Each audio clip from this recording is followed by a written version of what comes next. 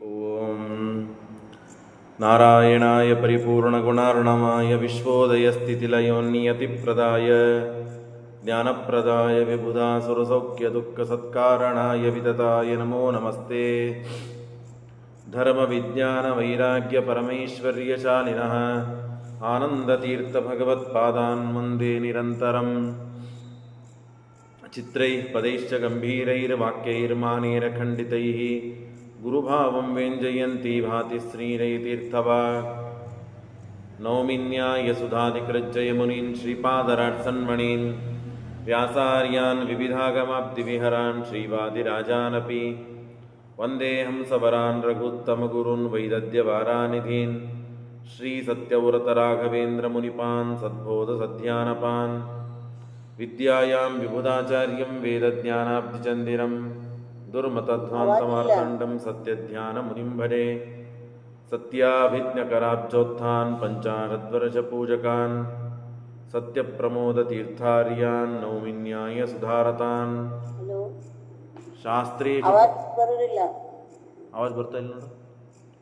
ಶಾಸ್ತ್ರೇಷು ಪಾರದರ್ಶ್ವಾನಂ ಶಾಸ್ತ್ರಜ್ಞೇಷು ಚ ವತ್ಸಲಂ ದೀನಭಕ್ತೋದ್ಧಾರಕರಂ ಸತ್ಯಾತ್ಮಾನಂ ಗುರುಂ ಭಜೆ. ವಿದ್ಯಾಪೀಠ ವಿಧಾತಾರಂ ವಿದ್ಯಾವಾರಿಧಿಚಂದಿರಂ ವಿದ್ಯಾರ್ಥಿವತ್ಸಲಂ ವಂದೇ ಮಹಾಮಹಿಮ ಸದ್ಗುರುಂ. ಆಪಾದಮೂಲಿಪರ್ಯಂತಂ ಗುರುಣಾಂ ಆಕೃತಿಂ ಸ್ಮರೇತ್ ತೇನ ವಿಘ್ನಾಃ ಪ್ರಣಶ್ಯಂತಿ ಸಿದ್ಧ್ಯಂತಿ ಚ ಮನೋರಥಾಃ. ಶ್ರೀ ಗುರುಭ್ಯೋ ನಮಃ. ಹರಿ ಓಂ. ಕೇಳಿಸ್ತದಲ್ಲ ಎಲ್ಲರಿಗೂ? ಕೇಳಿಸ್ತದ್ರಿ. ಹಾಂ.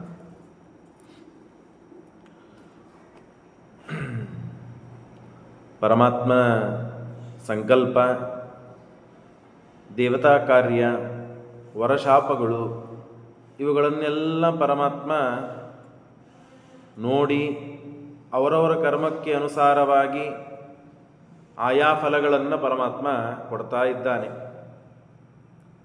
ಬಹಳ ವಿಚಿತ್ರವಾದ ಕಥೆಗಳು, ಘಟನೆಗಳು, ಅವನ್ನೆಲ್ಲ ಸರಿಯಾಗಿ ಹೊಂದಿಸುವ ಕೆಲಸವನ್ನು, ಜವಾಬ್ದಾರಿಯನ್ನು ವಹಿಸಿದ್ದಾರೆ ಶ್ರೀಮದ್ ಆನಂದ ತೀರ್ಥ ಭಗವತ್ಪಾದಾಚಾರ್ಯರು. ನಿನ್ನೆ ನೀವು ಕೇಳಿದ್ದೀರಿ,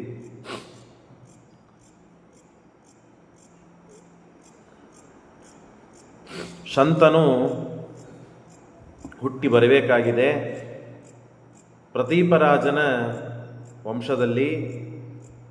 ಆ ಪ್ರತೀಪರಾಜನಿಗೆ 3 ಜನ ಮಕ್ಕಳು, ದೇವಾಪಿ, ಬಾಲ್ಯೀಕ, ಶಂತನು ಎಂಬುದಾಗಿ. ಆ ದೇವಾಪಿ ಮತ್ತು ಬಾಲ್ಯೀಕ ಇಬ್ಬರು, ದೇವಾಪಿ ಕಾಡಿಗೆ ಹೋದ, ಬಾಲ್ಯೀಕ ದೇಶಕ್ಕೆ ರಾಜ್ಯಕ್ಕೆ ರಾಜನಾದ. ಶಂತನು ಇದ್ದ. ಆ ಶಂತನು ಹುಟ್ಟು ಬರೋಕ್ಕಿಂತ ಮುಂಚೆ ಏನಾಗಿತ್ತು ಅಂತನೋ ಘಟನೆಯನ್ನು, ಕಥೆಯನ್ನು, ಪೂರ್ವ ವೃತ್ತಾಂತವನ್ನು ತಿಳಿಸಿಕೊಡ್ತಾರೆ ಶ್ರೀಮದಾಚಾರ್ಯ. ಶಂತನು ಅಂದರೆ ವರುಣ. ಬ್ರಹ್ಮದೇವರು ಪೂರ್ವ ಸಮುದ್ರಕ್ಕೆ ತಪಸ್ಸಿಗಾಗಿ ಕೂತಿದ್ದಾರೆ. ಆರ್ಭಟವನ್ನು ಮಾಡ್ತಾ ಮಾಡ್ತಾ ನೀರನ್ನು ಚೆಲ್ಲಿ ಅವರಿಗೆ ಅವಮಾನ ಮಾಡಿದ. ಬ್ರಹ್ಮದೇವರಿಗೆ ಶಾಪಗ್ರಸ್ತನಾದ. ದೊಡ್ಡವರಿಗೆ ಮಾಡಿದಂತಹ ತಿರಸ್ಕಾರ ಏನೆಲ್ಲ ಹಾನಿಯನ್ನು ಕೊಡ್ತಾ ಹೋಗ್ತದೆ ಅಂತನ್ಲಿಕ್ಕೆ ಈ ಕಥೆಗಳು ನಮಗೆ ಸಾಕ್ಷಿಯಾಗಿ ತೋರುತ್ತದೆ. ಆಗ ಮಹಾಭಿಷಕ್ ಎಂಬ ರಾಜನಾಗಿ ಭೂಮಿಯಲ್ಲಿ ಹುಟ್ಟಿ ಬಾ ಅಂತ ಶಾಪ ಕೊಟ್ಟರು. ಅಷ್ಟೇ ಅಲ್ಲದೇನೆ ನಿನ್ನ ತನು ಯಾವುದು, ಸಮುದ್ರದ ತನು ಯಾವುದು, ನೀರು, ಅದು ಶಾಂತವಾಗಲಿ, ಶಂತನೂ ಆಗು, ಶಾಂತೋ ಭವ ಅಂತ ಶಾಪ ಕೊಟ್ಟರು. ಮಾಡಿದ್ದು ಒಂದು ಅಪರಾಧ, ಆದರೆ ಶಾಪ 2 ಸಿಕ್ತು. 2 ಜನ್ಮಗಳನ್ನು ಭೂಮಿಯಲ್ಲಿ ತಾಳುವ ಪ್ರಸಂಗ ಬಂತು. ರಾಜನಾಗಿದ್ದಾನೆ ಅಂತ ಸಂತೋಷ ಪಡುವಂತೆ ಇಲ್ಲ. ದೇವತೆಗಳಿಗೆ ನರಕ, ಪ್ರತ್ಯೇಕವಾದ ನರಕವಿಲ್ಲ. ಆದರೆ ಭೂಮಿಯಲ್ಲಿ ಅವರು ಹುಟ್ಟುವುದೇ ಒಂದು ದೊಡ್ಡ ನರಕ ಅವರಿಗೆ. ಗರ್ಭವಾಸ, ಅಲ್ಲಿದ್ದಂತಹ ಎಲ್ಲ ವಿಧವಾದ ದುಃಖಗಳು, ಇದು ನರಕಕ್ಕೆ ಸದೃಶವಾದ ದುಃಖ ಅವರಿಗೆ ಆಗ್ತದೆ. ಹಾಗಾಗಿ ಮಹಾಭಿಷಕ್ ಎಂಬ ಹೆಸರಿನಿಂದ ಭೂಮಿಯಲ್ಲಿ ಬಹಳಷ್ಟು ವರ್ಷಗಳ ಕಾಲ ತಾನು ಭೋಗಿಸುವುದನ್ನೆಲ್ಲ ಭೋಗಿಸಿ ಮೇಲೆ ಬಂದಿದ್ದಾನೆ. ತನ್ನ ಲೋಕಕ್ಕೆ ಪುನಃ ಬಂದ ವರುಣ. ಬಂದಾಗ ದೇವತೆಗಳೇ ಒಂದು ಸಭೆ ನಡೀತಾ ಇದೆ. ಸಭೆಯ ಮಧ್ಯದಲ್ಲಿ ತನ್ನ ಹೆಂಡತಿಯಾದ ಗಂಗೆಯನ್ನು ದಿಟ್ಟಿಸಿ ಕಾಮದಿಂದ ನೋಡ್ತಾ ಇದ್ದಾನೆ. ಎಲ್ಲರೂ ತಳಗೆ ಮುಖ ಹಾಕಿಕೊಂಡು ಕೂತಿದ್ದಾರೆ. ಆದರೆ ಇವನು ಮಾತ್ರ ತನ್ನ ಹೆಂಡತಿಯನ್ನೇ, ಬೇರೆ ಸ್ತ್ರೀಯರನ್ನಲ್ಲ, ತನ್ನ ಹೆಂಡತಿಯನ್ನೇ ನೋಡಿದ್ದಕ್ಕೆ ಬ್ರಹ್ಮದೇವರು ಶಾಪ ಕೊಡ್ತಾರೆ. ದೇಶಕಾಲಗಳನ್ನು ನೋಡಿಕೊಂಡು ನೀನಿರಬೇಕು, ನೀನು ಹಾಗಿಲ್ಲ, ಮನುಷ್ಯರಂತೆ ವರ್ತನೆ ಮಾಡ್ತಾ ಇದ್ದಿ, ಇಷ್ಟು ಜನ ನಾವು ದೊಡ್ಡವರಿದ್ದಾಗ ನೀನು ತಪ್ಪು ಕೆಲಸ ಮಾಡಿದಿ ಅಂತ ಹೇಳಿ ಹಿಂದಿನ ನಿನಗೆ ಶಾಪ ಕೊಟ್ಟಿದ್ದೆ, ಶಂತನು ಆಗು ಅಂತ ಹೇಳಿ ಮತ್ತೆ ಪುನಃ ಆ ಶಾಪವನ್ನೇ ಅವರು ಕೊಟ್ಟರು. ಅಂದ್ರೇನು? ಶಂತನು ಆಗಿ ನೀನು ಬೀಳು ಭೂಮಿಯಲ್ಲಿ, ವೇಗವಾಗಿ ಮನುಷ್ಯ ದೇಹವನ್ನು ತಾಳು ಅಂತನೂ ಶಾಪವನ್ನು ಕೊಟ್ಟರು. ಹೀಗೆ ಶಾಪವನ್ನು ಕೊಟ್ಟಾಗ ಭೂಮಿಯಲ್ಲಿ ಬಂದು ಬೀಳಬೇಕು ಅವನು. ಹಾಗಾಗಿ ಭೂಮಿಯಲ್ಲಿ ಬಂದಿದ್ದಾನೆ ಶಂತನು ಆಗಿ. ಇಷ್ಟರಲ್ಲೇ ಮತ್ತೊಂದು ಕಥೆ ಹೋಗಿದೆ. ಅದನ್ನು ನಾನು ನಿನ್ನೆ ಹೇಳಿದ್ದೇನೆ. ಅನೇಕ ಜನ ಹೊಸದವರು ಬಂದಿರಿ, ನಿನ್ನೆ ಕೇಳದಿದ್ದವರು. ಆ ಕಾಲದಲ್ಲೇನೆ ಭೂಮಿಯಲ್ಲಿ ಒಬ್ಬ ಸುವಿಂದ ಅಂತ ಒಬ್ಬ ರಾಜ. ಆ ರಾಜನ ಹೆಂಡತಿ ವರಾಂಗಿ ಅಂತ. ಇದು ಭೂಲೋಕದಲ್ಲಿ. ಇನ್ನು ದೇವತಾಲೋಕದಲ್ಲಿ ದ್ಯುನಾಮಕ ವಸು ಇದ್ದಾನೆ. ಅಷ್ಟವಸುಗಳು ಅಂತ ಕೇಳಿದ್ದೀರಿ. ಏಕಾದಶ ರುದ್ರರು, ದ್ವಾದಶ ಆದಿತ್ಯರು, ಅಷ್ಟವಸುಗಳು ಅಂತ ಕೇಳಿರ್ತೀರಿ. ಅಷ್ಟವಸುಗಳಲ್ಲಿ ಒಬ್ಬವನು ದ್ಯುನಾಮಕ ವಸು. ಆ ದ್ಯುನಾಮಕ ವಸುವಿನ ಹೆಂಡತಿ ಹೆಸರು ವರಾಂಗಿ. ಭೂಲೋಕದಲ್ಲಿ ಮತ್ತು ಸುವಿಂದ ಎಂಬ ರಾಜನ ಹೆಂಡತಿಯು ವರಾಂಗಿ ಸನಾಮಕರಾಗಿದ್ದಾರೆ. ದೇವತಾಲೋಕದಲ್ಲಿ ಇದ್ದ ವರಾಂಗಿ, ಭೂಲೋಕದಲ್ಲಿ ಇದ್ದ ವರಾಂಗಿ ಇಬ್ಬರು ಸನಾಮಕರಾದದ್ದರಿಂದ ಗೆಳತಿಯಂದರಾಗಿದ್ದಾರೆ. ಪರಸ್ಪರ ವಾರ್ತಾಲಾಪ, ವಿಹಾರ ಎಲ್ಲ ನಡೀತಾ ಇದೆ. ಆ ಭೂಲೋಕದಲ್ಲಿ ಇದ್ದ ವರಾಂಗಿ ಕೇಳಿದ್ದು ದೇವತಾಲೋಕದಲ್ಲಿ ಇದ್ದ ವರಾಂಗಿಗೆ, ನೀವಿಷ್ಟೆಲ್ಲ ಚಂದಿರ್ತೀರಿ, ಇಷ್ಟು ಮೈ ವಾಸನೆ ಇರ್ತದೆ, ಭಾರಿ ಸುಗಂಧ ದ್ರವ್ಯಗಳು ನಿಮ್ಮಲ್ಲಿ ಇರ್ತದೆ, ನಿಮ್ಮಲ್ಲಿ ಮುಪ್ಪುತನನೇ ಬರೋದಿಲ್ಲ, ಯಾಕೆ? ಇಲ್ಲ, ನಾವು ಅಮೃತವನ್ನು ಕುಡಿದಿದ್ದೇವೆ ಅದಕ್ಕಾಗಿ. ಹಾಗಾದರೆ ನನಗೂ ಅಮೃತ ಕುಡಿಬೇಕು. ಹೇಗೆ ಸಿಗ್ತದೆ? ಏನಿಲ್ಲ, ವಶಿಷ್ಠರ ಧೇನು ಇದೆ, ಆ ಧೇನುವನ್ನು ತಂದು ಕೊಟ್ಟರೆ ನಾವು ಅಮೃತವನ್ನು ಕುಡಿದಂತೆ ಆಗ್ತದೆ. ಹಾಗಾಗಿ ಜರ ಮೃತಿ ವಿಧ್ವಂಸಕ್ಕೆ ಕಾರಣವಾಗಿದೆ, ಅದನ್ನು ನನಗೆ ಕೊಡು ಅಂದಾಗ ಅವಶ್ಯ ಆಗಲಿ ಅಂತ ಹೇಳಿ ಆ ಗೆಳತಿಯ ಮಾತನ್ನು ಕೇಳಿ, ಭೂಲೋಕದಲ್ಲಿದ್ದ ವರಾಂಗಿಯನ್ನ ಮಾತನ್ನು ಕೇಳಿ ಮೇಲಿನ ಲೋಕದಲ್ಲಿದ್ದ ವರಾಂಗಿ ಮಾತನ್ನು ಕೊಟ್ಬಿಡ್ತಾಳೆ. ಆಗಲಿ, ಅವಶ್ಯವಾಗಿ ತೊಗೊಂಬರ್ತೇನೆ, ಅದಕ್ಕೇನಂತೆ. ಸಂಪರ್ಕ ಎಂಥ ಜನ ಜೊತೆಗೆ ಮಾಡಬೇಕು ನಾವು? ನಮಗೆ ಅವರಿಂದ ಆಪತ್ತು ಬರದೇ ಇದ್ದಂತಹ ಜನರ ಜೊತೆಗೆ ಸಂಪರ್ಕ, ವ್ಯವಹಾರ, ಗೆಳತನ, ಬಂಧುತ್ವವನ್ನು ಗಳಿಸಿಕೊಳ್ಬೇಕು. ತಾನು ಪಾಪ ಒಳ್ಳೆಯದನ್ನೇ ಬಯಸಿದ್ಲು, ಆದರೆ ಈಕೆ ಮಾತು ಕೊಟ್ಟು ಬಂದದ್ದು ಬಹಳ ದೊಡ್ಡ ತಪ್ಪಾಯಿತು. ದೇವತಾಲೋಕದಲ್ಲಿ ಇದ್ದಂತಹ ಆ ಧೇನು, ವಶಿಷ್ಠರ ಧೇನು ಇವಳಿಗೆ ಬೇಕು ಅಂತ ಹೇಳಿದ್ದಕ್ಕೆ ಆಗುವುದಿಲ್ಲ ಅಂತ ಹೇಳೋದು ಬಿಟ್ಟು ಆ ಗೆಳೆತನದ ಒಂದು ಸಂಬಂಧವನ್ನು ಉಳಿಸಿಕೊಳ್ಳಬೇಕು ಅಂತ ಹೇಳಿ ಆಕೆ ಹೇಳಿದ್ದನ್ನೆಲ್ಲ ಒಪ್ಪಿಬಿಟ್ಲು. ಹೋಗಿ ಗಂಡನಿಗೆ ಪ್ರಚೋದನೆ ಮಾಡ್ತಾಳೆ, ದ್ಯುನಾಮಕ ವಸುನಿಗೆ. ಆಗ ಬಹಳಷ್ಟು ಬಾರಿ ಕೇಳಿದ್ದಕ್ಕೆ ಆಗಲಿ ಅಂತ ಹೇಳಿ ತಾನು ತನ್ನ ಅಣ್ಣ ತಮ್ಮಂದರನ್ನು ಕರೆದುಕೊಂಡು ಹೋಗಿದ್ದಾನೆ ಕಳ್ಳತನ ಮಾಡಲಿಕ್ಕೆ. ಆಕಳನ್ನು ಕದ್ದುಕೊಂಡು ಬಂದು ಹೆಂಡತಿ ಕೊಡಬೇಕು.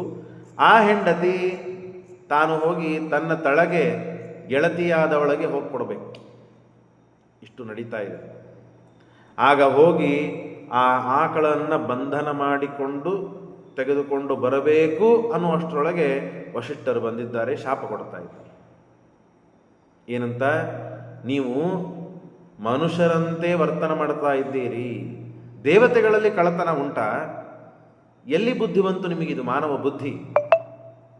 ಹಾಗಾಗಿ ನೀನು ಮನುಷ್ಯರಾಗಿ ಬೀಳಿ. ಅಧರ್ಮವೃತ್ತ ಪ್ರತಿಯಾತ ಮಾನುಷಿಂ ಯೋನಿಂ ಧೃತಂ ಯತ್ಕೃತೆ ಸರ್ವ ಏವ ಧರ್ಮಚ್ಯುತಾ ಸಾ ತಥಾ ಅಷ್ಟ ಆಯು ಅನ್ನೇ ಪುನಃ ಕ್ಷಿಪ್ರಮತೋ ವಿಮೋಕ್ಷತ.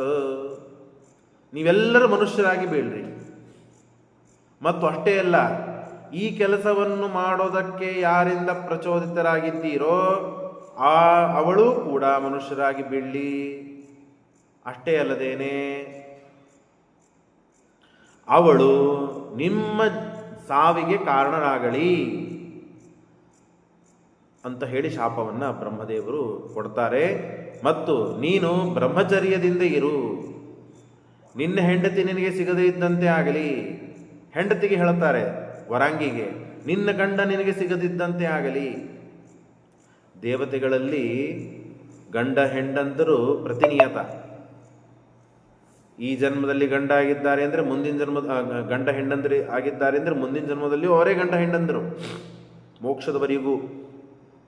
ನಮ್ಮಲ್ಲಿ ಹೀಗಿರೋದಿಲ್ಲ. ನಾನು ಹೇಳಿದ್ದೇನೆ, ಈ ಜನ್ಮಕ್ಕೆ ಒಬ್ಬರು ಹೆಂಡತಿಯಾಗಿ ಸಿಗ್ತಾಳೆ ಅಥವಾ ಗಂಡನಾಗಿ ಸಿಗ್ತಾನೆ, ಮುಂದಿನ ಜನ್ಮದಲ್ಲಿ ಅವರೇ ಸಿಗಬೇಕಂತೇನಿಲ್ಲ. ಆದರೆ ದೇವತೆಗಳಲ್ಲಿ ಹಾಗಿರೋದಿಲ್ಲ. ಹಾಗಾಗಿ ಅಭರ್ತೃಕ, ನಿನ್ನ ಗಂಡ ನಿನಗೆ ಸಿಗದೇ ಇದ್ದಂತೆ ಆಗಲಿ.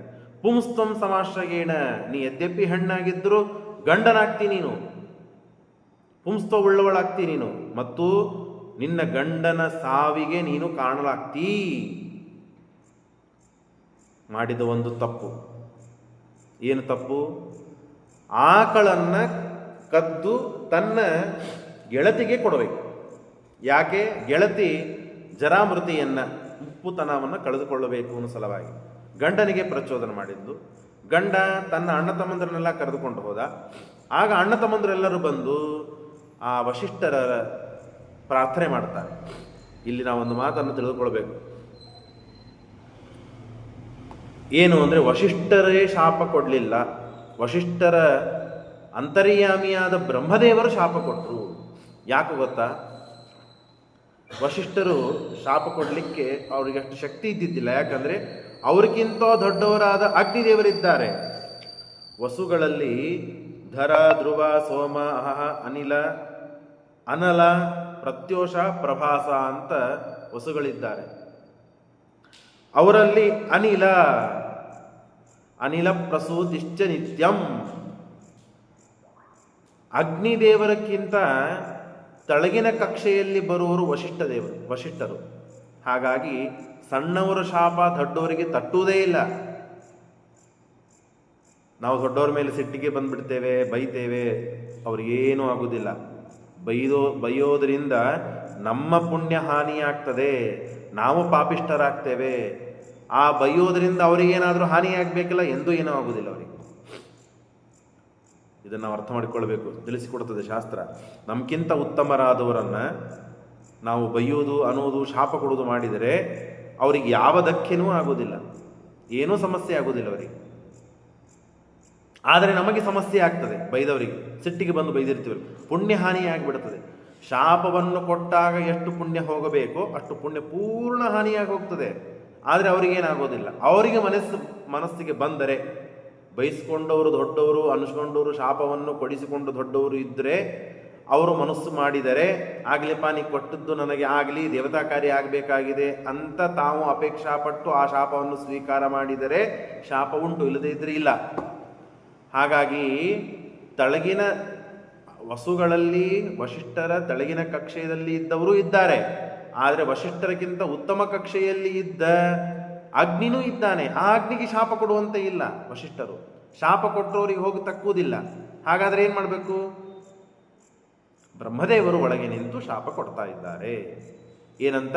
ನೀವೆಲ್ಲರೂ ಮನುಷ್ಯರಾಗಿ ಅಂತ ಇಷ್ಟೆಲ್ಲ ಶಾಪಗಳನ್ನು ಕೊಟ್ಟರು. ಮತ್ತು ಶಾಪ ಕೊಡ್ತಾರೆ, ಬ್ರಹ್ಮಚರ್ಯದಿಂದ ನೀನಿರು, ನಿಮ್ಮಿಬ್ಬರಲ್ಲಿ ಪರಸ್ಪರವಾಗಿ, ನಿಮ್ಮ ಗಂಡ ಹೆಂಡಂದರಲ್ಲಿ ಪರಸ್ಪರವಾಗಿ ವಿರೋಧ ಬರಲಿ. ಮಹಾನ್ ವಿರೋಧಶ್ಚ ದಿಯೋರ್ಭವೇತ.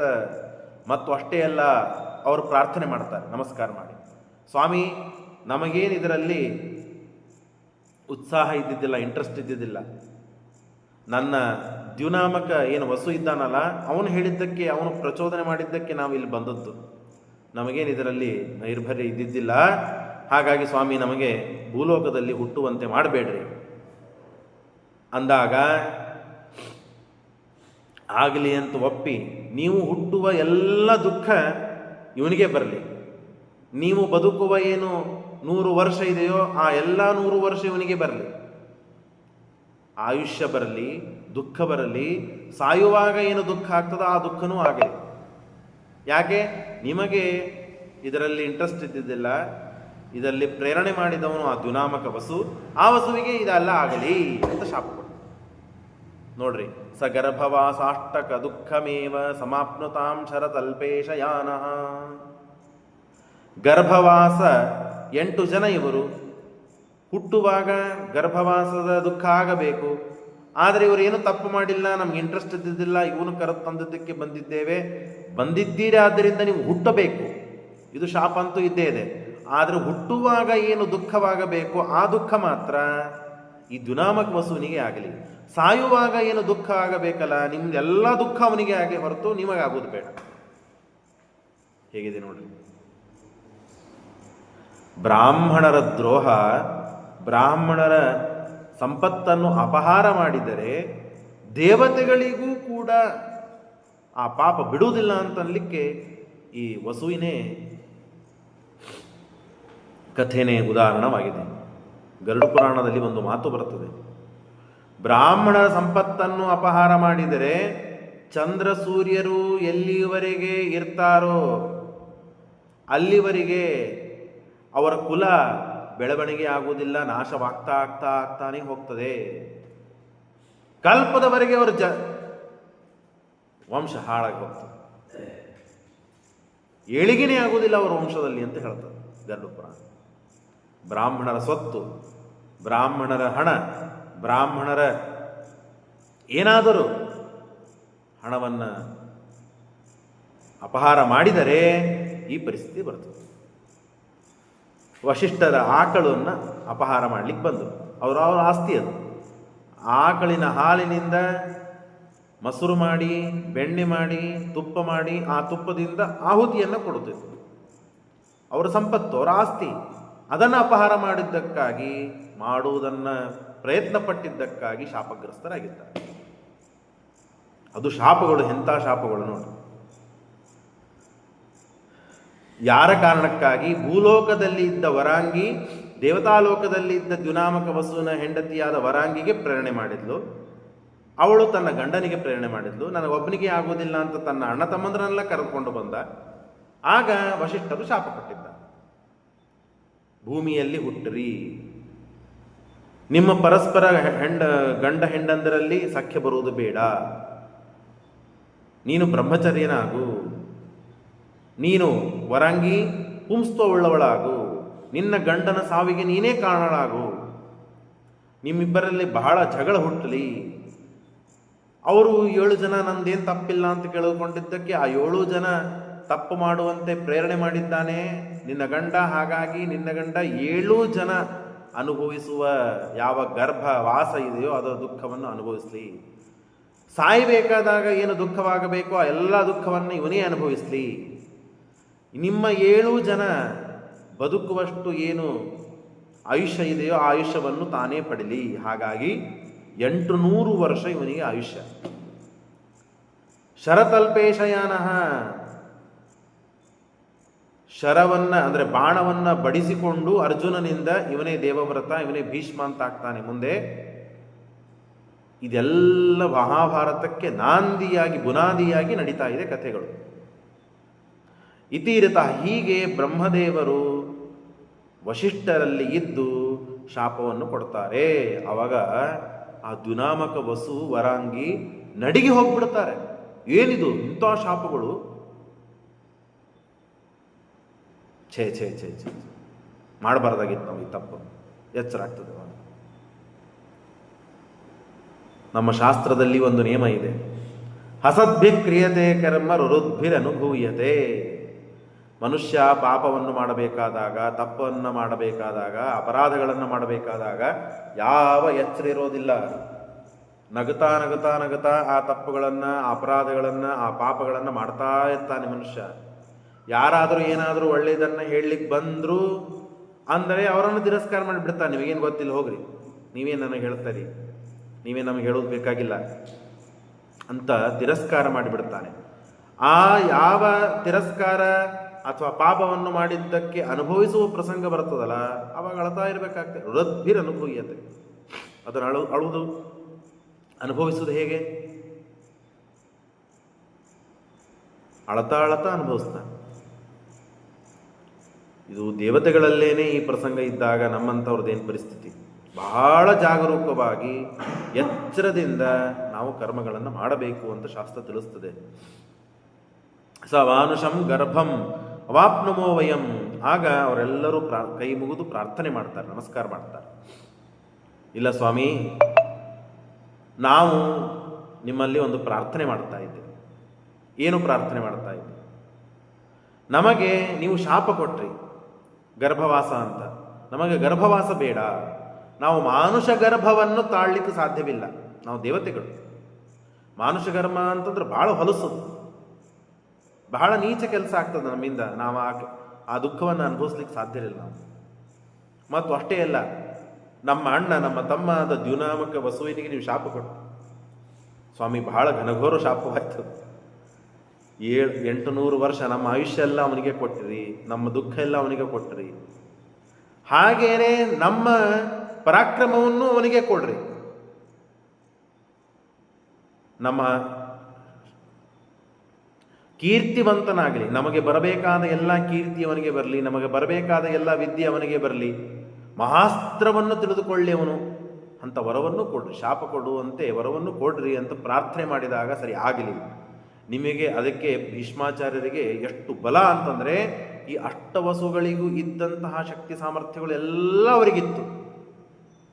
ದ್ಯುನಾಮಕ ವಸುನು ಸಮರ್ಥನೆ, ಅದರಲ್ಲಿ ಇದ್ದ ಎಲ್ಲ ಇನ್ನು 7 ವಸುಗಳ ಶಕ್ತಿ ಅವರಿಗೆ ಬರಲಿ ಅಂತ ತಾವೆಲ್ಲರೂ ಪ್ರಾರ್ಥನೆ ಮಾಡ್ತಾರೆ. ಸ್ವಾಮಿ, ಈಗ ಶಾಪ ಅಂತೂ ಆಗಿದೆ, ಜೊತೆಗೆ ಅವ ಬದುಕಬೇಕಾದಾಗ ಆರಾಮಾಗಿ ಬದುಕಲಿ.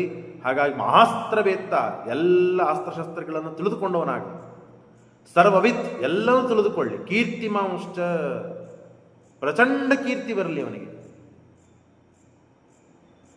ಇಷ್ಟು ಪ್ರಾರ್ಥನೆ ಇದೆ ಸ್ವಾಮಿ ಅಂದಾಗ ಆಗಲಿ ಅಂತಂದ್ರು ಬ್ರಹ್ಮದೇವರು.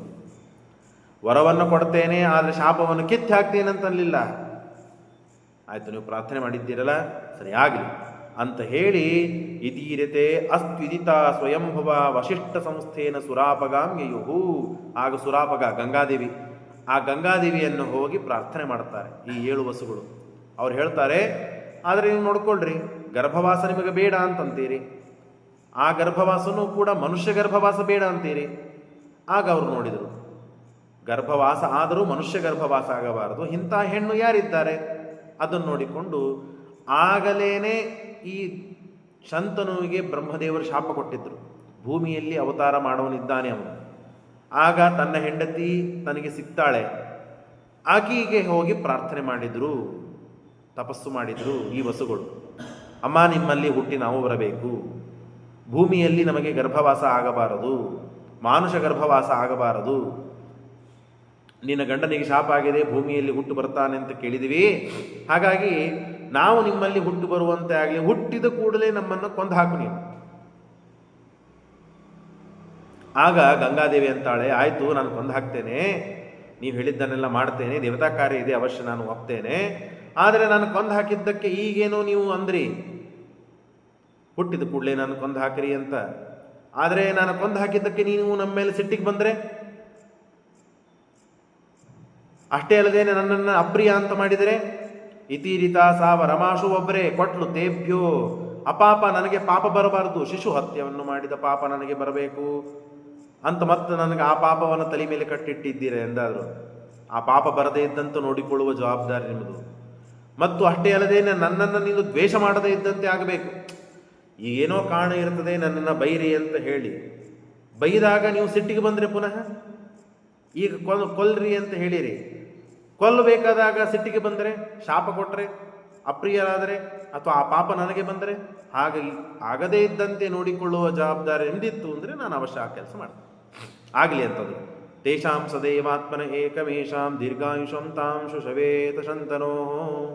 ಆದರೆ 7 ಜನರ ಆಯುಷ್ಯವನ್ನು ಈ ದ್ಯುನಾಮಕ ವಸುವಿನಿಗೆ ನೀನು ಕೊಡಬೇಕಮ್ಮ, ಆಗಲಿ ಅಂತ ಹೇಳಿ. ಹೇಗಿದೆ ನೋಡ್ರಿ, ಉದಯ ಕರ್ಮವಾಸನ. ನಾನು ನಿನ್ನೆ ಹೇಳಿದಂತೆ ಯಾಯ ಮನುಷ್ಯನ ಕರ್ಮ ಹೇಗಿರ್ತದೆ ಹಾಗಾಗಿ ಎಲ್ಲ ಕೆಲಸಗಳು ಆಗ್ತಾ ಆಗ್ತಾ ಆಗ್ತಾ ಆಗ್ತಾ ಹೋಗ್ತದೆ, ಪಟಪಟನೇ ಆಗ್ತಾ ಹೋಗ್ತದೆ.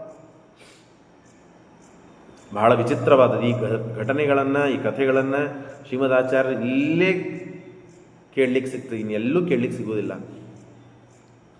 ಸಮಾಶ್ರಿತ ಕಾಮಿ, ಅಷ್ಟರೊಳಗೆ ಇಷ್ಟೆಲ್ಲ ಕಥೆ ನಡೀತಾ ಇದೆ. ಆಗ ಮುಂದೆ ಈ ಎಲ್ಲ ವಸುಗಳು ಹುಟ್ಟಿದಾಗ ನನ್ನಲ್ಲಿ ಹುಟ್ಟಿ ಬರ್ತಾರೆ. ಆಗ ನಾನು ಕೊಂದೆ ಅಂತಂದರೆ ನನ್ನ ಪರಿವಾರದವರು ಯಾರು ನನ್ನನ್ನು ಬಂಧಿಸಬಾರದು, ಯಾಕೆ ಹೀಗೆ ಮಾಡ್ತಿ ಅಂತ ಕೇಳಬಾರದು ಅನ್ನೋ ಸಲುವಾಗಿ ತಾನು ಸುತ್ತಮುತ್ತಲೆಲ್ಲ ಸುಭದ್ರವಾದ ರಕ್ಷಾಕವಚವನ್ನು ಮಾಡಿಕೊಳ್ಳಬೇಕು ಅಂತ ಹಾಗೆ ದೇವತಾಲೋಕದಿಂದ ಭೂಮಿಗೆ ಇಳಿದು ಬಂದು ಯಾರು? ಗಂಗಾದೇವಿ ಬಂದ್ಲು. ಆಗ ಪ್ರತೀಪ ಎಂಬ ರಾಜ ಇದ್ದ. ನಿನ್ನೆ ಆ ಕಥೆಯನ್ನು ಹೇಳಿದ್ದೇನೆ, ಇದನ್ನೆಲ್ಲ ಆದರೂ ಮತ್ತೊಮ್ಮೆ ನಿಮಗೆಲ್ಲ ಶ್ರವಣ ಆಗಲಿ, ಹೊಸದವ್ರು ಬಂದಿರಿ ಅವ್ರಿಗೂ ಕೇಳಲಿ ಅಂತ. ಅನೇಕ ಜನ ಇನ್ನೂ ಬಂದಿಲ್ಲ, ನಿನ್ನೆ ಬಂದವರು ಇವತ್ತಿಲ್ಲ, ಇವತ್ತು ಮತ್ತು ಹೊಸದವರು ಇದ್ದೀರಿ. ಆಗಲಿ ಅಂತ ದೇವತಾಲೋಕದಿಂದ ಭೂಲೋಕಕ್ಕೆ ಗಂಗಾದೇವಿ ಹಾಗೆ ಇಳಿದಿದ್ದಾಳೆ. ಆಗ ಪ್ರತೀಪ ಎಂಬ ರಾಜ, ತಾನು ರಾಜನಾಗಿದ್ದ ಶಂತನು ತಂದೆ, ಬಂದವಳೆ ಬಂದು ಬಲತೊಡೆ ಮೇಲೆ ಬಂದು ಕೂತ್ಲು. ಗಾಬರಿ ಆದವನು, ಯಾಕೆ ಬಂದು, ಏನು ಬಲತೊಡಿ ಮೇಲೆ ಬಂದು ಕೂತಿದ್ದೇನು, ಏನು ನಿಂದ ಅಭಿಪ್ರಾಯ, ಹೊರಟು ಹೋಗಿ ನೀನು ಅಂತಂದ್ರೆ, ಇಲ್ಲ ನನ್ನ ಮದುವೆ ಆಗ್ಬೇಕು. ಎಲ್ಲರಿಗೂ ಆಶ್ಚರ್ಯ. ಗಂಗಾದೇವಿ ಸುಗಂಧ ವಾಸನೆ, ಅವ ಲೂಪಲಾವಣ್ಯಗಳು ನೋಡಿದ ಎಲ್ಲರಿಗೂ ಸಂತೋಷ ಆಗಿದೆ, ಆಶ್ಚರ್ಯ ಆಗಿದೆ, ಖುಷಿಯಾಗಿದೆ. ಮದುವೆ ಮಾಡಿಕೊಳ್ತೇನೆ ಅಂತಂದಾಗ ಯಾರು ಬಿಡ್ತಾರೆ ಇಂಥ ಒಳ್ಳೆ ಸ್ತ್ರೀಯನ್ನ? ಆದರೆ ದೇವತಾ ಸೂಚನೆ ಏನು ಅಂತಂದರೆ, ನೀನು ನನ್ನನ್ನು ಮದುವೆ ಮಾಡಿಕೊಳ್ಬೇಕು ಅಂತ ದೇವತೆಗಳಿಗೆ ಇಚ್ಛೆ ಇತ್ತು, ದೇವರಿಗೆ ಇಚ್ಛೆ ಇತ್ತು ಅಂದರೆ ನೀನು ಎಡತೊಡೆ ಮೇಲೆ ಬಂದು ಕೊಡ್ತಿದ್ದಿ.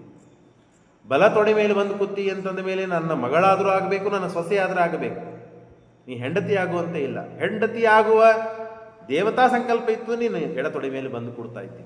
ಹಾಗಾಗಲಿಲ್ಲಲ್ಲ. ಹಾಗಾಗಿ ನನ್ನ ಸೊಸೆ ಆಗು ನೀನು, ಆಗಲಿ ಅಂತಂದು. ನಿನ್ನ ಸೊಸೆ ಆಗಬೇಕು ಅಂದ್ರೆ ಒಂದು ಕರಾರಿದೆ ನನಗೆ. ಏನು? ನಿನ್ನ ಮಗ, ನಿನಗೆ 3 ಜನ ಮಕ್ಕಳಾಗ್ತಾರೆ, ಅದರಲ್ಲಿ 3ನೇದವನು ನನ್ನ ಗಂಡ. ದೇವತಾಲೋಕದಲ್ಲಿ ವರುಣ, ಅವನೇ ನನ್ನ ಗಂಡ. ಹಾಗಾಗಿ ನಾನು ಪರಪುರುಷರನ್ನು ಅಪೇಕ್ಷಾ ಮಾಡೋದಿಲ್ಲ, ನನ್ನ ಗಂಡನನ್ನೇ ನಾನು ಅಪೇಕ್ಷಾ ಪಡ್ತೇನೆ. ಅವನನ್ನು ಮದುವೆ ಆಗಬೇಕು ಅಂದರೂ ಕರಾರುಗಳಿದೆ. ಏನು ಕರಾರಿದೆ ಅಂದರೆ, ನೀನು ಯಾರು ಅಂತ ನನ್ನನ್ನು ಎಂದೂ ಕೇಳಬಾರ್ದು. ಯಾಕೆ ಈ ಕೆಲಸ ಮಾಡ್ತಾ ಇದ್ದಿ, ಇದಕ್ಕೆ ಕಾರಣ ಏನು, ಈ 3 ಪ್ರಶ್ನೆಗಳನ್ನು ನನ್ನನ್ನು ಮಾಡುತ್ತಾನೆ ಆವಾಗ ನಾನು ಬಿಟ್ಟು ಹೋಗ್ತೇನೆ. ಅಂದರೆ ನಾನು ಕೂಸುಗಳನ್ನು ಮುಂದೆ ಕೊಂದಾಗ ಯಾಕೆ ಮಾಡ್ತೀನಿ, ನೀನು ಯಾರು, ಮಾಡಲಿಕ್ಕೆ ಕಾರಣ ಏನು ಅಂತ ಕೇಳಿದ ಅಂದರೆ ನಾನು ಬಿಟ್ಟು ಹೋಗ್ಬಿಡ್ತೇನೆ ಅಂತ ಹೇಳಿದಾಗ ಅಷ್ಟೇ ತಾನೇ ನಾನು ಹೇಳ್ತೇನೆ ಅಂತ ಹೇಳಿ ತಾನು ಒಪ್ಪಿಬಿಡ್ತಾನೆ. ಅವೆಲ್ಲ ಕೇಳಲಿಕ್ಕಾಗೋದಿಲ್ಲ, ನಾನು ಮದುವೆ ಮಾಡ್ಕೊಳ್ಳೋದಿಲ್ಲ, ನನ್ನ ಮಗನಿಗೆ ಮದುವೆ ಮಾಡಿಸ್ಕೊಡೋದಿಲ್ಲ ಅಂತ ತಾನು ಹೇಳಬೇಕಾಗಿತ್ತು, ಹೇಳಿಲ್ಲ.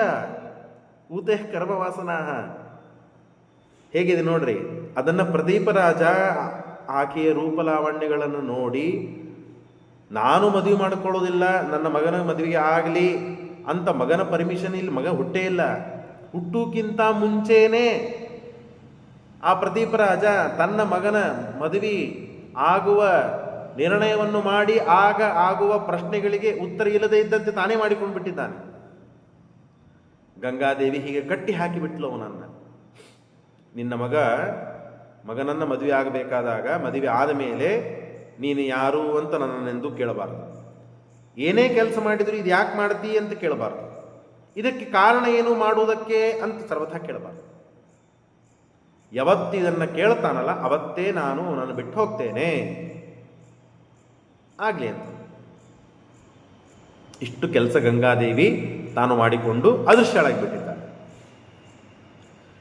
ಯದಾತ್ರಯಾಣಾಮ ವಿಜಯಕಮೇಶ ಕರೋತಿ ಗಚ್ಚೇಯಮಹಂ ವಿಸೃಜ್ಯ ತದಾ ತ್ವದೀಯಂ ಸುತಮಿತ್ಯುದೀರತೆ ತಥೇತಿ ರಾಜ ಹ್ಯಭವತ್ ಪ್ರದೀಪ. ಸರಿ ಆಗಲಿ ಅಂತ ತಾನು ರಾಜ ಒಪ್ಪಿದ್ದಾನೆ. ಗಂಗಾದೇವಿ ಅಲ್ಲಿಂದ ಹೊರಟು ಹೋಗಿದ್ದಾಳೆ. ಆಗ ಅದೇ ಪ್ರಕಾರ ಪ್ರದೀಪರಾಜ 3 ಜನನ್ನ ಹೊಡೆದಿದ್ದಾನೆ. ಅದರಲ್ಲಿ ಶಂತನು ಹುಟ್ಟಿದ ಮೇಲೆ ಮದುವೆ ಪ್ರಸಂಗ ಬಂದಾಗ, ಗಂಗಾದೇವಿಯನ್ನು ಮದುವೆ ಮಾಡಿಕೊಳ್ಳೋ ಪ್ರಸಂಗ ಬಂದಾಗ ಪ್ರದೀಪರಾಜ ಶಂತನಿಗೆ ಹೇಳ್ತಾನೆ, ಇಲ್ಲ, ಹಿಂದಕ್ಕೆ ನಾನು ಗಂಗಾದೇವಿಗೆ ವರ ಕೊಟ್ಟಿದ್ದೇನೆ, ಮದುವೆ ಆದ ಮೇಲೆ ನೀನು ಯಾರಂತ ಸರ್ವಥಾ ಕೇಳಬಾರ್ದಪ್ಪ, ನೀನು ಅವಳಿಗೆ ಯಾಕೆ ಈ ಕೆಲಸ ಮಾಡ್ತೀಯ ಅಂತೂ ಕೇಳಬಾರ್ದು, ಅದಕ್ಕೆ ಕಾರಣ ಏನು ಅದನ್ನು ಕೇಳಬಾರ್ದು. ಹಂಗೆ ಕೇಳಿದ್ರೆ ಬಿಟ್ಟು ಹೋಗ್ಬಿಡ್ತಾಳು. ಏನು ಮಾಡ್ತಾಳೆ, ಮಾಡ್ಕೊಡ್ತಾಳೆ, ನಿನಗೇನು ಮಾಡ್ತಾಳೆ, ಏನೂ ಆಗೋದಿಲ್ಲ, ಸುಮ್ಮಿದ್ಬಿಡು ನೀನು ಅಂದಾಗ ಮದುವೆ ಎಲ್ಲ ಆಗ್ತದೆ. ನೋಡ್ರಿ ಹೇಗಿದೆ. ಮದುವೆಯಲ್ಲಾದಾಗ ತಥೈವ ಪುತ್ರಾಯ ತೇನ ತದ್ವಧೋ ವಚೋ ವಧುಕ್ತಮುಕ್ತಂ ವಚನಾದ್ಯುನದ್ಯಾಹ ಕನೀಯಸೇ ಸಾಖ್ಯವದತ್ತು ತಸ್ತೆ ನಾಣ್ಯ ಪತಿ ಶಂತುನರೇವ ಮೇ ವೃತಃ. ಶಂತನುವನ್ನು ಬಿಟ್ಟರೆ ಬೇರೆ ಗಂಡನನ್ನು ನಾನು ಆರಿಸೋದಿಲ್ಲ, ಹಾಗಾಗಿ ಶಂತನನ್ನೇ ನಾನು ಮದುವೆ ಮಾಡಿಕೊಳ್ತೇನೆ ಅಂತ ಮದುವೆ ಮಾಡಿಕೊಳ್ತಾಳೆ. ದೇವತಾಲೋಕದಿಂದ ಹಾಗೆ ದೇವತಾ ಶರೀರವನ್ನು ಪಡೆದು ಬಂದವಳು, ಭೂಮಿಯಲ್ಲಿ ಹುಟ್ಟಿ ಮಾನವಳಾಗಿ ಶಂತನುವನ್ನು ಮದುವೆ ಮಾಡಿಕೊಂಡವಳಲ್ಲ. ಯಾಕೆ ಈ ಕೆಲಸ ಆಯಿತು ಏನು ಅದನ್ನು ನೀವು ಹಿಂದೆ ಕಾರಣ ಕೇಳಿದ್ದೀರಿ. ಅದಕ್ಕೆ ಶ್ರೀಮದಾಚಾರ್ಯರು ನಿಮ್ಮ ಮುಂದೆ ನಿರ್ಣಯವನ್ನು ಕೊಡ್ತಾರೆ. ದೇವತಾ ಸ್ತ್ರೀ ಮನುಷ್ಯ ಜೊತೆಗೆ ಮದುವೆ ಮಾಡಿಕೊಂಡು ಇರ್ಬೋದಾ ಭೂಲೋಕದಲ್ಲಿ? ಇರ್ಬೋದು ಅಂದ್ರೆ ಇರ್ಬೋದು, ಇಲ್ಲದಂದ್ರೆ ಇಲ್ಲ. ಎಷ್ಟು ಕಾಲ ಇರಬೇಕು, ಎಷ್ಟು ಕಾಲ ಇರಬಾರ್ದು, ಅದಕ್ಕೆಲ್ಲ ನಿರ್ಣಯ ಕೊಡ್ತಾರೆ ಶ್ರೀಮದಾಚಾರ್ಯ. ಬಹಳ ಮಹತ್ವದ ಎಲ್ಲ ಘಟನೆಗಳು ಕೇಳೋಣ. ಆಗ ಮದುವೆ ಆಯಿತು. ಮದುವೆ ಆದಮೇಲೆ ಒಂದು ಕೂಸು ಹುಟ್ಟಿತ್ತು. 1 ವರ್ಷ ಆದಮೇಲೆ ಒಂದು ಕೂಸು ಹುಟ್ಟಿತ್ತು. ಕೇಳ್ರಿ ಹೇಗೆ ಕಥೆ ಇದೆ ನೋಡ್ರಿ. ಆ ಕೂಸನ್ನು ಎತ್ತುಕೊಂಡು ಅಲ್ಲೇ ಗಂಗಾ ಹರಿತಾ ಇದೆ ನದಿ. ಆ ಗಂಗಾ ನದಿಯಲ್ಲಿ ಹೋಗಿ ಎತ್ತಿ ಒಗೆದು ಬಿಟ್ಲು ಅದನ್ನು. ನೋಡ್ತಾ ಇದ್ದಾರೆ ಎಲ್ಲ, ಸಮಾಜ ನೋಡ್ತಾ ಇದೆ, ಶಂತನು ನೋಡ್ತಾ ಇದ್ದಾನೆ. ಗಂಡ ಹುಟ್ಟಿದ ಕೂಸನ್ನ, ತನ್ನ ಕೂಸನ್ನೇ ಗಂಗಾದೇವಿ ಎತ್ತುಕೊಂಡು ಹೋಗಿ ಗಂಗಾ ನದಿ ಪ್ರವಾಹದಲ್ಲಿ ಒಗೆದು ಬಿಟ್ರು. ಯಾರು ನೀನು, ಯಾಕೆ ಹೀಗೆ ಮಾಡ್ತೀಯ ಅಂತ ಕೇಳುವಂತೆ ಇಲ್ಲ, ಕೇಳಿದ್ರೆ ಬಿಟ್ಟು ಹೋಗ್ಬಿಡ್ತಾಳೆ. ಹಾಗೆ 2ನೇ ವರ್ಷ ಆಯಿತು, ಮತ್ತೊಂದು ಕೂಸು ಹುಟ್ಟಿತು. ಆ ಕೂಸನ್ನು ಹಾಗೆ ಮಾಡಿದ್ಲು, ಕಂಸ ಮಾಡಿದಂತೆ ಮಾಡ್ತಾ ಇದ್ದಾಳೆ. ನಾವು ಹಿಂದಿನ ಘಟನೆಯನ್ನು ಕೇಳಿದ್ದಿಲ್ಲ ಅಂತಂದರೆ ನಮಗೂ ಇದು ದುಃಖ ಆಗ್ತಾ ಇತ್ತು. ಹಿಂದೆ ಆ ಎಲ್ಲ 7 ವಸುಗಳು ನಾವು ಹುಟ್ಟಿದ ಕೂಡಲೇ ಸಾಯಬೇಕು, ನಾವು ಭೂಲೋಕದಲ್ಲಿ ಹುಟ್ಟುವುದು ಬೇಡ ಅಂತ ಬ್ರಹ್ಮದೇವರನ್ನು ಕೇಳಿದ್ದಾರೆ.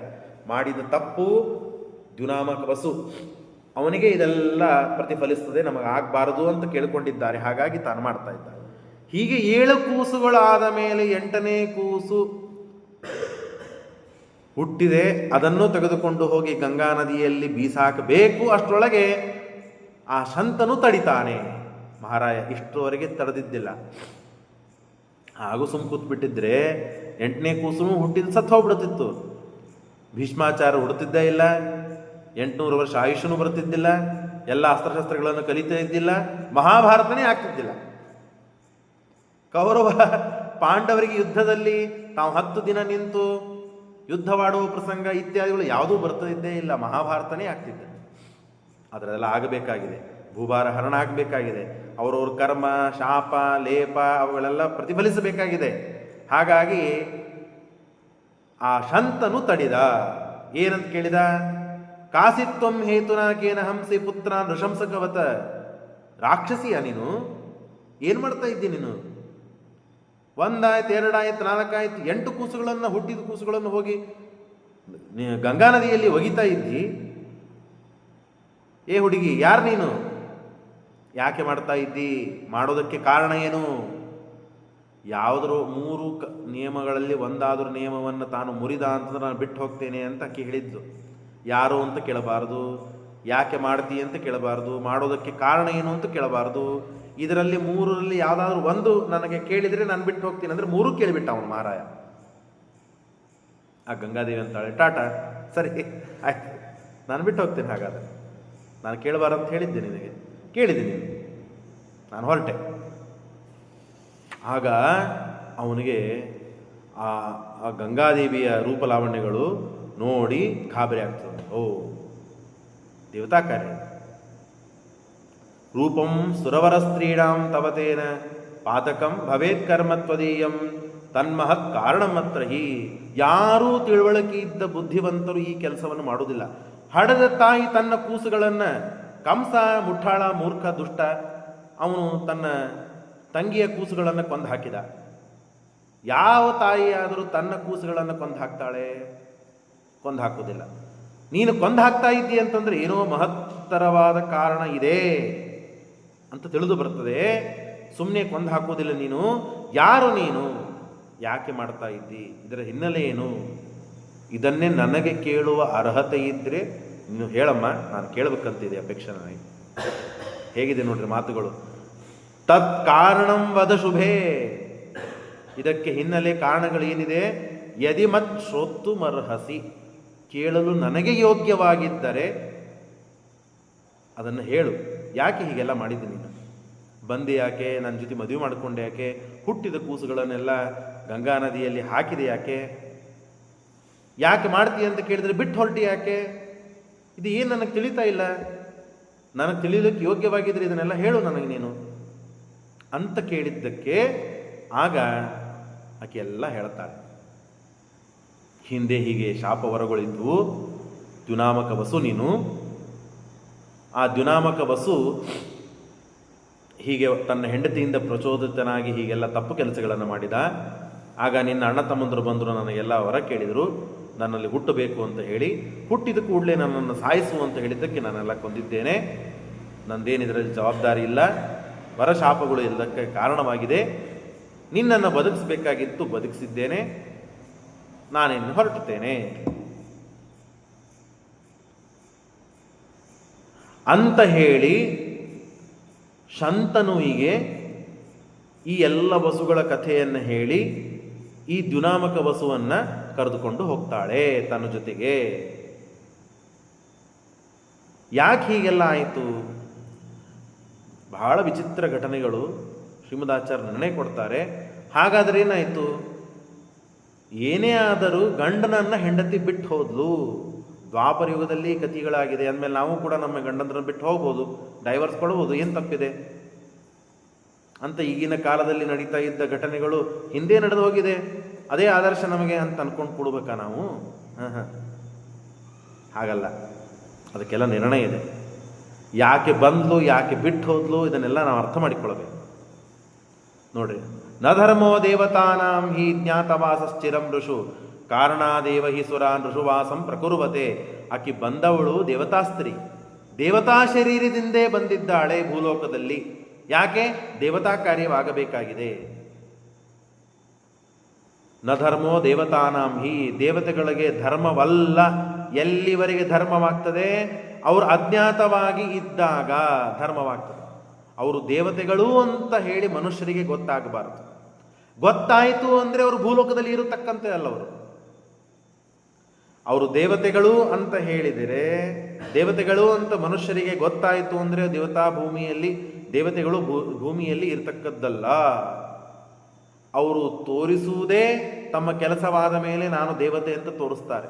ಕಾರಣಾದೇವಹಿ ಸುರಾಹ ನೃಷಭಾಸಂ ಪ್ರಕುರ್ವತೆ. ಎಲ್ಲಿವರೆಗೆ ಇದು? ಕಾರಣ ಅಪಗಮೇಯಾಂತಿ ಧರ್ಮೋಪೇಶಾಂ ತಥಾವಿಧಿ. ಕಾರಣ ಮುಗಿದು ಹೋದ ಮೇಲೆ ಅವರು ಭೂಮಿಯಲ್ಲಿ ಇರ್ತಕ್ಕದ್ದಲ್ಲ. ಅವರು ದೇವತಾ ಪದವಿಗೆ, ದೇವತಾ ಲೋಕಕ್ಕೆ ಹೋಗಿಬಿಡಬೇಕು. ಮತ್ತು ಭೂಮಿಯಲ್ಲಿ ಇರಬೇಕಾದಾಗಲೂ ಕೂಡ ಅವರು ಅದೃಶ್ಯತ್ವಂ, ಕಣ್ಣಿಗೆ ಯಾರೂ ಕಾಣತಕ್ಕದ್ದಲ್ಲ. ತನ್ನ ಗಂಡನಾಗಿದ್ದರು ಶಂತನು. ಯದ್ಯಪಿ ಬಹಳ ದೊಡ್ಡ ಯೋಗ್ಯತೆ ಇದ್ದವನು, ಗಂಗಾದೇವಿ ಬಹಳ ಸಣ್ಣವಳು, ಶಂತನು ಗಂಡನ ಮುಂದೆ. ಆದರೂ ಅವ ಭೂಮಿಯಲ್ಲಿ ಹುಟ್ಟಿದ್ದಾನೆ, ಇವಳು ಭೂಮಿಯಲ್ಲಿ ಹುಟ್ಟಿಲ್ಲ. ಭೂಮಿಯಲ್ಲಿ ದೇವತಾ ಶರೀರದಿಂದ ಬಂದಿದ್ದಾಳೆ. ಸರಿಯಾಗಿ ಅರ್ಥ ಮಾಡಿಕೊಳ್ಬೇಕು ನಾವೆಲ್ಲ ಇದನ್ನು. ಯದ್ಯಪಿ ಗಂಡ ಹೆಂಡಂದರು, ಶಂತನು ವರುಣ ಅವನು ಗಂಡ, ಆದರೆ ಭೂಮಿಯಲ್ಲಿ ಹುಟ್ಟಿದ್ದಕ್ಕೆ ಅವನಿಗೆ ಆ ಶಕ್ತಿ ಸಾಮರ್ಥ್ಯಗಳಿಲ್ಲ. ಗಂಗಾದೇವಿ ಭೂಲೋಕದಲ್ಲಿ ದೇವತಾ ಶರೀರದಿಂದ ಬಂದಿದ್ದಾಳೆ. ದೇವತಾ ಕೆಲಸ ಆಗಬೇಕು ಅನ್ನೋ ಸಲುವಾಗಿ. ದೇವತಾ ಕೆಲಸ ಏನೂ ಇಲ್ಲ, ನಾನು ಇಷ್ಟೊತ್ತನ ಹೇಳಿದೆ. ಆ ಕೆಲಸ ಎಲ್ಲ ಮುಗೀತು. ಯಾರು ಇವಳು ಅಂತ ತಾನು ಬಾಯಿ ಬಿಟ್ಟು ಹೇಳಿ ಆಯಿತು.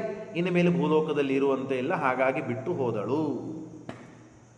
ಇಷ್ಟು ದಿನ ಅವನ ಜೊತೆಗಿದ್ದಾಗಲೂ ಎಲ್ಲ ಕಾಲಕ್ಕೂ ಗಂಡನಿಗೆ ಕಾಣಿಸ್ತಿದ್ದಿಲ್ಲ ಅವಳು. ಎಲ್ಲ ಕಾಲಕ್ಕೂ ಗಂಡನ ಜೊತೆಗೆ ಮಾತನಾಡ್ತಾ ಇದ್ದಿದ್ದಿಲ್ಲ. ಯಾಕೆ? ದೇವತಾ ಧರ್ಮದು. ಎಷ್ಟು ಬೇಕೋ ಅಷ್ಟೇ ಮಾತನಾಡೋದು, ಎಷ್ಟು ಬೇಕೋ ಅಷ್ಟೇ ಕಣ್ಣಿಗೆ ಕಾಣುವುದು. ಉಳುವರಿಗೆಲ್ಲ ತನ್ನ ಗಂಡನಿಗೆ ಅದೃಶ್ಯತ್ವಂ ಅಸಂಸ್ಪರ್ಶ. ಮಕ್ಕಳಾಗಲಿಕ್ಕೆ ಅಷ್ಟೇ ಸ್ಪರ್ಶ, ಎಲ್ಲ ಕಾಲಕ್ಕೂ ಸ್ಪರ್ಶ ಇಲ್ಲ. ಅಸಂಭಾಷಣಮೇವಚ.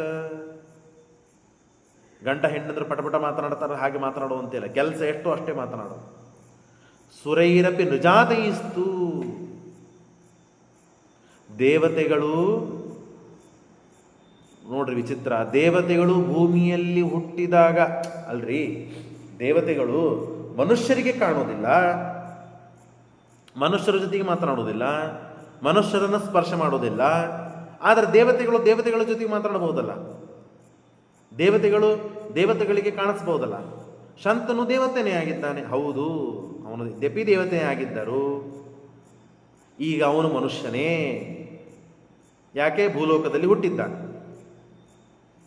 ದೇವತೆಗಳು ಮನುಷ್ಯರಾಗಿ ಹುಟ್ಟಿದಾಗ ಆ ಮನುಷ್ಯರಾದ ದೇವತೆಗಳ ಜೊತೆಗೆ ದೇವತಾರೂಪದಿಂದ ಇದ್ದ ಭೂಲೋಕದಲ್ಲಿ ಇದ್ದ ದೇವತೆಗಳು ಕಾಣುವಂತೆ ಇಲ್ಲ, ನೋಡುವಂತೆ ಇಲ್ಲ, ಸ್ಪರ್ಶ ಮಾಡುವಂತೆ ಇಲ್ಲ.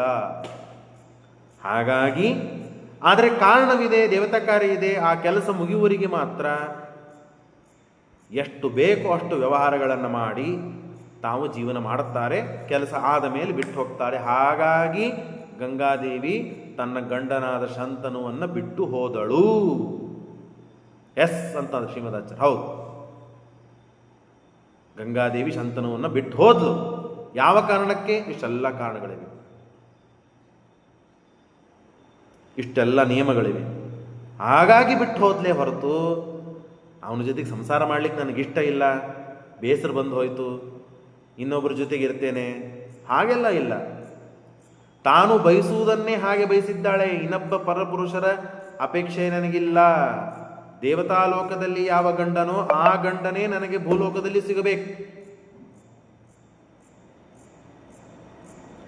ಮೋಕ್ಷದಲ್ಲಿಯೂ ಅವನೇ ಗಂಡನಾಗಿ ಸಿಗ್ತಾನೆ. ಹಾಗಾಗಿ ಆಕಿನ ಬಗ್ಗೆ ಪ್ರಶ್ನೆ ಮಾಡೋದೇ ಇಲ್ಲ. ಯಾಕೆ ಹೀಗೆ ಆಯಿತು, ಇದರ ಸಂದರ್ಭ ಏನು, ಇದರ ಹಿನ್ನೆಲೆ ಏನು, ಇದರ ಮುನ್ನೆಲೆ ಏನು, ಇದನ್ನೆಲ್ಲವನ್ನು ನಾವು ಅರ್ಥ ಮಾಡಿಕೊಳ್ಳಲಿಕ್ಕೆ ಶ್ರೀಮದಾಚಾರ್ಯ ನಿರ್ಣಯಗಳನ್ನು ಕೊಡ್ತಾರೆ. ಎಷ್ಟು ಅದ್ಭುತ ಇದೆ ನೋಡಿ. ಹಾಗಾಗಿ ಗಂಗಾದೇವಿ ತಾನು ಇಷ್ಟೆಲ್ಲ ಕಾರಣ ಇರೋದರಿಂದ ಆ ಶಂತನುವನ್ನು ತಾನು ಬಿಟ್ಟು ಹೋಗಿದ್ದಾಳೆ. ಹೋಗ್ತಾ ಇದ್ದಾಗ ಆ ದ್ಯುನಾಮಕ ವಸು 8ನೇ ಗರ್ಭ ಏನಿದೆಯಲ್ಲ, ಆ 8ನೇ ಗರ್ಭ ಯಾರು ಅದು ನಿಮಗೆ ಗೊತ್ತಿದೆ. ಅವನ ಹೆಂಡತಿ ಗೊತ್ತಿದೆ. ಅವನ ಹೆಂಡತಿಗೆ ಪ್ರಚೋದನೆ ಮಾಡಿದ ಭೂಲೋಕದಲ್ಲಿದ್ದ ವರಾಂಗಿ ಅವಳಿಗೆ ಗೊತ್ತಿದೆ. ಎಲ್ಲ ವರಶಾಪಗಳು ಇಷ್ಟೊತ್ತನ್ನೆಲ್ಲ ಕೇಳಿದ್ದೀರಿ.